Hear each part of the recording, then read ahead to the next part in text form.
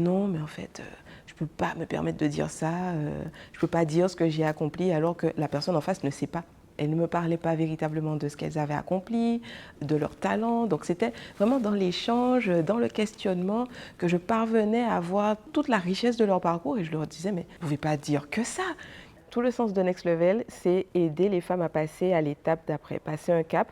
Donc on les forme pour qu'elles puissent s'affirmer, s'exprimer avec confiance pour qu'ensuite elles puissent devenir des références dans leur domaine d'activité. J'ai un parcours donc, qui est 100% caribéen. J'ai fait une grande partie de mes études en Guadeloupe. J'ai aussi eu une première activité en tant qu'entrepreneur où j'ai fait beaucoup d'erreurs. C'est de là que j'ai vu l'importance de pouvoir savoir comment communiquer. Une expérience en particulier qui m'a beaucoup touchée, c'est une femme au démarrage quand on a commencé à travailler, même 500 €, elle avait un petit peu des sueurs froides. Oh, 500 € alors que quand même elle avait 20 ans d'expérience. Au terme de notre travail ensemble, elle a pu créer et vendre une offre à 20 000 €. On va où là? Ben là, on va au rendez-vous avec mon conseiller bancaire, M. Brissac, à la BNP Paribas. Allez, on y va.